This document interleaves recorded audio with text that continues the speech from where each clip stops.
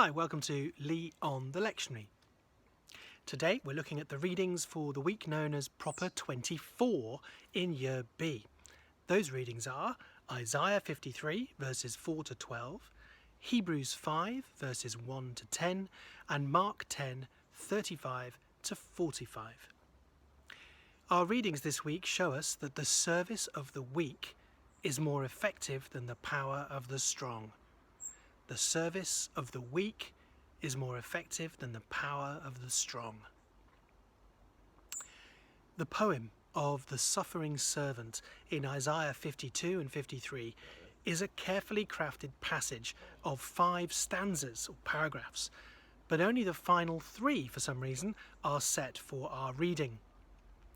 Verses 4 to 6 are the centre of the cross-shaped structure of the poem, in which we learn that the highly exalted and wise servant of Isaiah 52 verse 13 is also subject to the punishment of weakness and death. As our substitute, he bears our infirmities and carries our diseases. He is oppressed and afflicted, condemned by a perversion of justice, and looked upon by human eyes as defeated. But there is a purpose in his suffering. He takes away the sin of the world, wounded, crushed, punished in our place, with our iniquity on his back. The hand of God lies behind this seeming miscarriage of justice. It was God's plan, his will, to lay sin on a penal substitutionary sacrifice. The result is a turnaround of cosmic proportions. God's will shall prosper, it says. The servant will see everlasting fruit from his labour, and out of the anguish of his soul he shall see light and find satisfaction.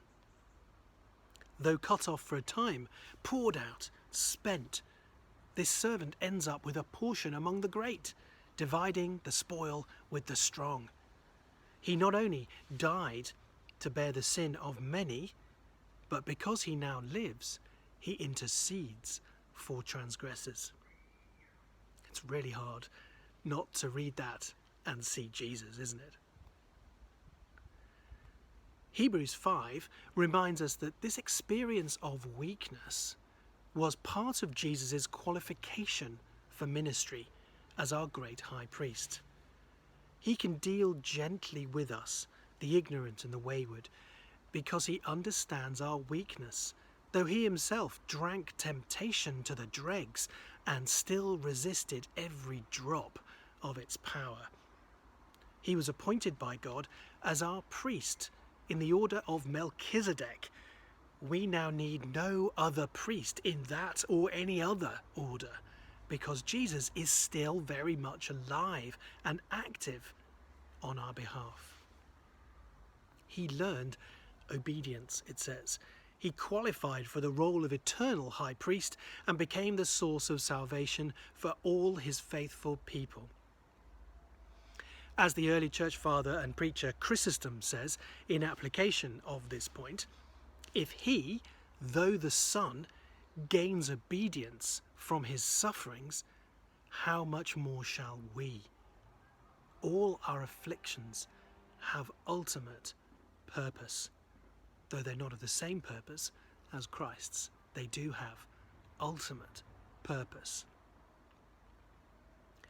In Mark chapter 8, the disciples realized who Jesus was. In chapters 8 to 10, he repeatedly tells them that he must suffer in weakness before rising from the dead.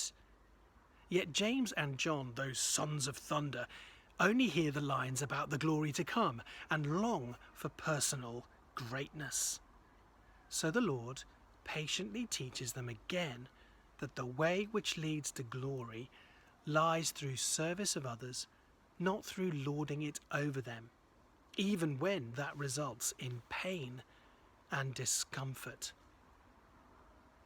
Another person from the early church, Ephraim the Syrian, once starkly said that the one who abased himself to such humility and suffering for his murderers is the Son of God.